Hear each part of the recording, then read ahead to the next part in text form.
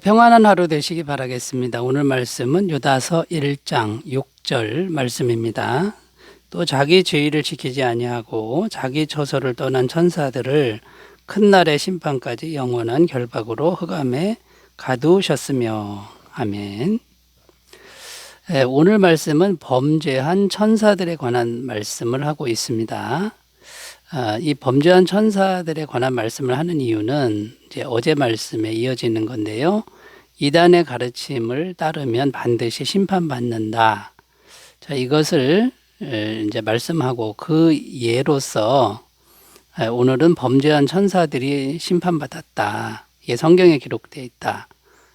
이 말씀을 하고 있는 겁니다. 어제는 출애굽한 이스라엘 백성들이 엄청난 기적을 몸소 경험하고도 믿지 않아서 심판받은 그런 이야기를 했었죠. 오늘은 범죄한 천사들 이야기를 해야 되는데, 이 범죄한 천사들의 핵심적인 문제는 무엇이냐 하면 교만이라고 할 수 있습니다. 교만의 문제라고 할 수 있는 거죠. 이사야 14장 13절 14절 내가 내 마음에 이르기를 내가 하늘에 올라 하나님의 뭇별 위에 내 자리를 높이리라. 내가 북극 지폐의 산 위에 앉으리라. 가장 높은 구름에 올라가 지극히 높은 이와 같아지리라 하는도다. 이 천사들이 이렇게 교만한 마음을 품고 하나님과 비기리라, 내 자리를 높이리라, 이런 마음을 가졌다라는 겁니다. 그래서 죄를 짓고 결국 하나님의 심판을 받게 되었다. 이런 내용입니다. 그래서 이단의 가르침의 핵심도 역시 이 교만한 마음이라는 건데요. 이거와 연결된다는 건데, 이 범죄한 천사들의 이 교만한 마음, 이것을 우리가 살펴보면서 우리의 믿음을 다시 겸손하게 만드는 그런 계기가 되셨으면 좋겠습니다. 그래서 이 교만한 마음을 살펴보고 또 어떻게 극복할 수 있는지를 함께 생각해 보겠습니다. 자, 첫 번째, 이 교만한 마음을 극복하려면 자신이 피조물인 것을 항상 기억해야 한다라는 겁니다. 6절 읽겠습니다. 또 자기 지위를 지키지 아니하고 자기 처소를 떠난 천사들을, 6절 앞부분을 읽었는데요. 자기 지위와 자기 처소를 떠났다, 이제 이런 표현들이 나오는데, 자, 자기 지위, 자기 처소, 분명히 지위와 처소가 있는데 이 지위와 처소는 누가 부여한 것이냐 하는 것이죠. 스스로 그걸 취한 게 아니라 창조주이신 하나님이 부여하신 지위와 이제 처소라는 겁니다. 그러니까 천사들은 피조물이라는 거죠. 하나님이 창조주이시고 창조주가 만들어서 너 여기 있어라 하고 그 위치를 지정해 주었는데 그걸 떠났다라는 겁니다.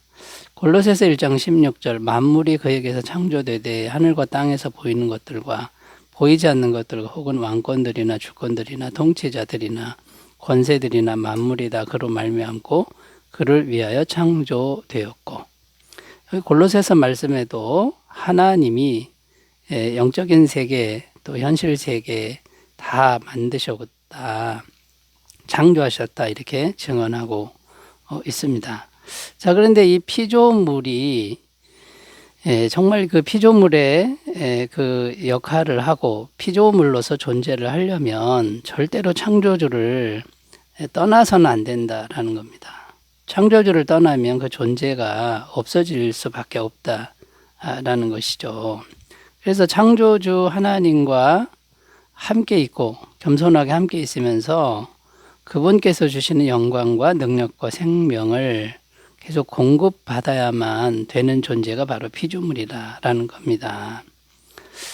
자, 여기서 이제 우리가 성경이 말하는 죄에 대해서 다시 한번 생각해 봐야 하겠는데요. 이 죄가 뭡니까? 성경에서 말하는 죄는 하나님을 떠난 상태입니다. 하나님을 떠난 모든 것, 이게 바로 이제 죄가 되는 겁니다. 하나님을 떠나면 어떤 일이 생기느냐? 로마서 6장 23절에 죄의 삭은 사망이요. 왜 사망이냐면 영생이신 하나님과 단절된 피조물은 이제 영생과 단절돼 있으니까 영원한 죽음으로 들어가는 거고요. 그 다음에 하나님은 빛이시다 그랬는데 빛이신 하나님과 단절되니까 그 어둠으로 들어갈 수밖에 없는 것이죠. 오늘 말씀 끝부분에도 이렇게 기록하죠. 큰 날의 심판까지 영원한 결박으로 흑암에 가두셨으며, 빛이 조금도 없는 흑암에 지금 갇힌 상태가 되었다라는 겁니다. 자, 그러므로 이 범죄한 천사들을 우리가 보면서 우리 안에 있는 이 교만한 마음, 이 교만한 마음은 하나님 없이도 나 혼자 살 수 있다, 하나님을 떠나서 살 수 있다, 이제 이런 마음이고, 내가 하나님 되겠다라고 하는 이런 마음인데, 그런 마음을 가지면 결국은 하나님으로부터 분리가 되고 영원한 죽음의 형벌을 받게 될 수밖에 없다라는 것이죠. 자, 그래서 피조물인 우리가 꼭 이 교만한 마음을 극복하기 위해서 기억해야 할 게 뭐냐면, 우리가 피조물이라는 거, 하나님을 떠나서는 살 수 없다, 하나님을 반드시 의지해야만 살 수 있다라고 하는 이것을 기억하는 것이라는 거죠.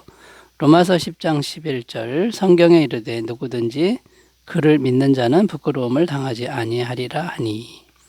그러니까 하나님을 계속 믿으라고 지금 말씀하고 있고요. 믿기만 하면 부끄러움을 당하지 않습니다.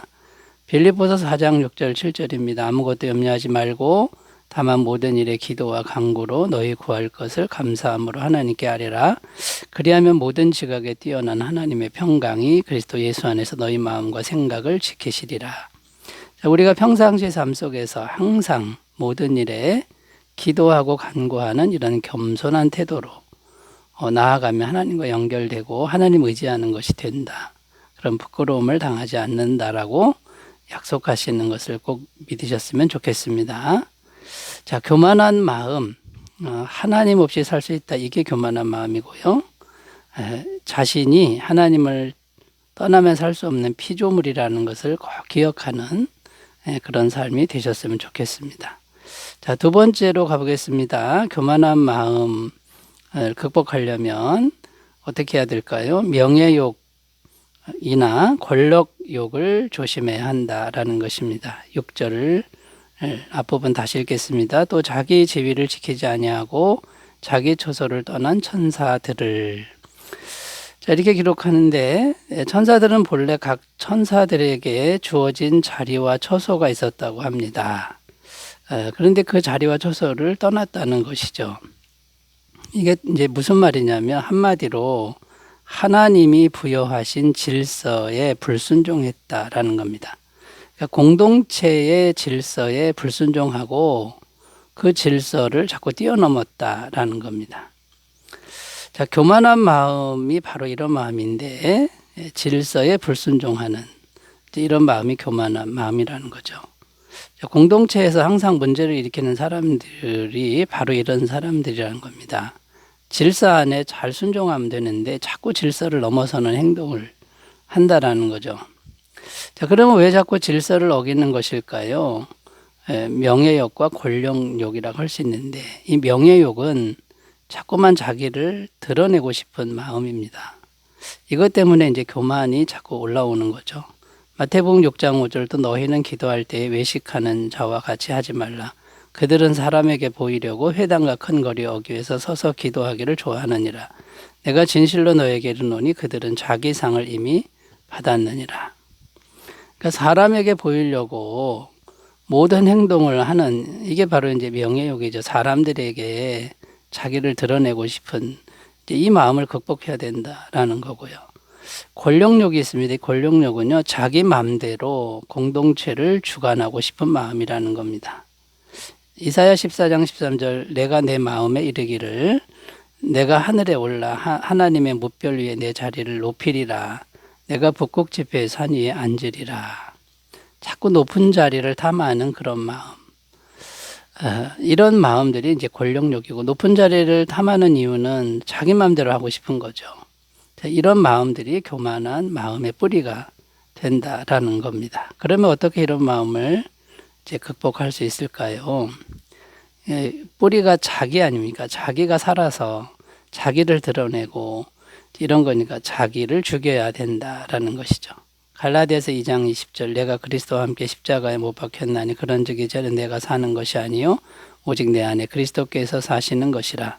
이제 내가 육체 가운데 사는 것은 나를 사랑하사 나를 위하여 자기 자신을 버리신 하나님의 아들을 믿는 믿음 안에서 사는 것이라. 사도 바울의 마음인데요.